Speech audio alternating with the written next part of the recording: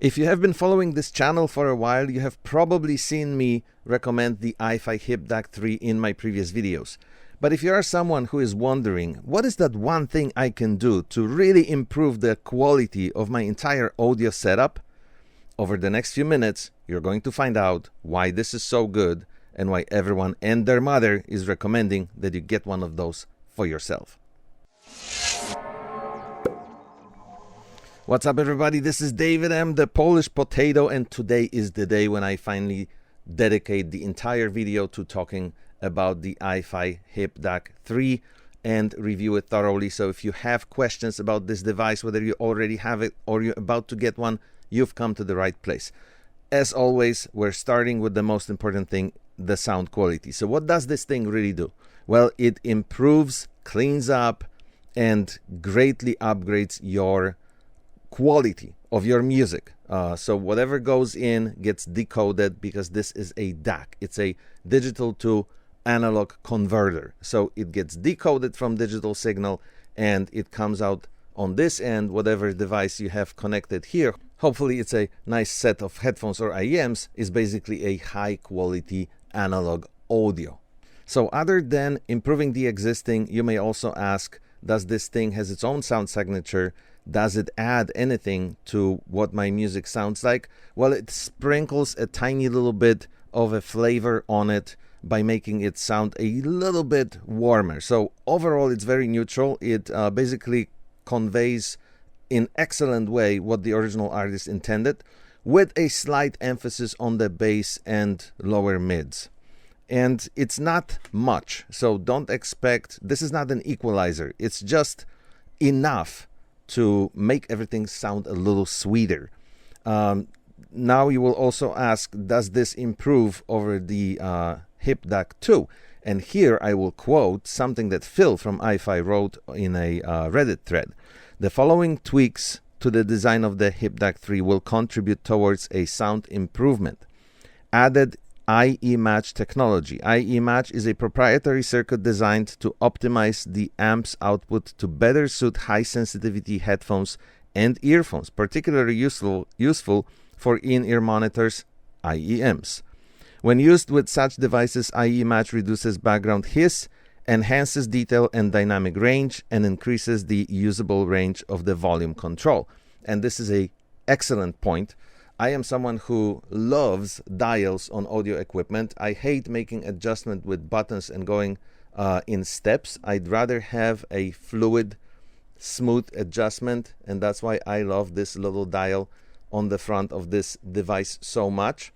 The IE Match is back down here, and you can switch it to 3.5 or 4.4 jack, depending on the cable you're using. This is 4.4, for example, or you can leave it in the middle for off. But the great usability of this little switch on the back here is, imagine that you turn the dial to increase the volume in your headphones, and you turn it by just like half of where this dial goes, and you already went from 1 to 10.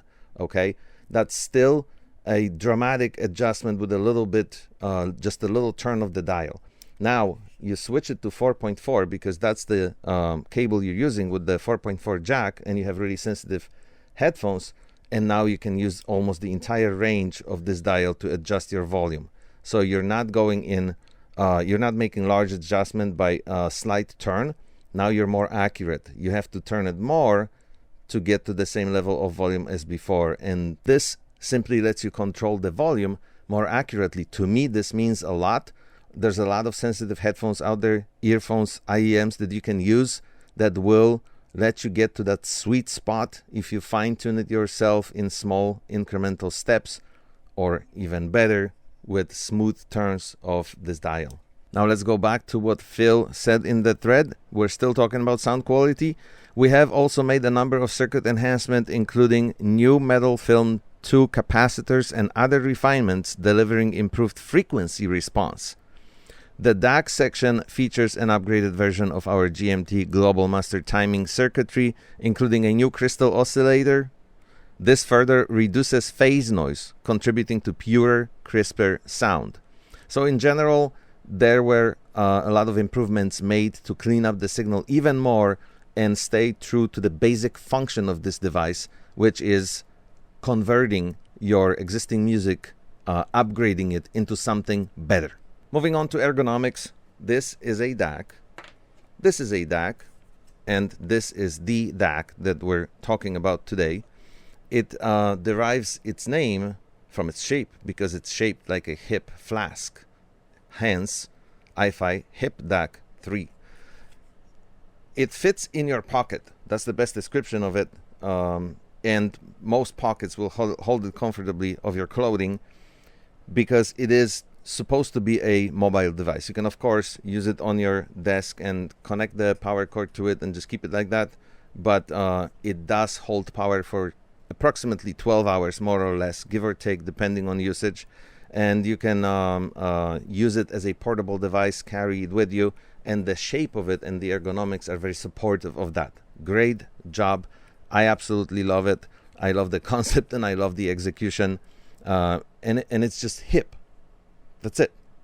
And then, of course, the other side of ergonomics is the operation, which is incredibly easy. All the buttons you need to access are on the front of the device. And then there's a switch on the bottom of the device that we already talked about as well. In terms of looks, this is where, of course, you have to compare it to the predecessor. This is iFi Hip DAC 2. This is iFi Hip DAC 3. You pick whichever color speaks to you, whichever looks more attractive to you. I'm not going to give you my opinion because we all have different tastes and personal preferences. But if I could choose, I would keep it in orange. It's not a deal breaker to me, though, personally. Like, the titanium also looks great, just in a different way. I prefer the orange. Worth mentioning, both have this shimmer. They have this just like pearl finish, which is really awesome.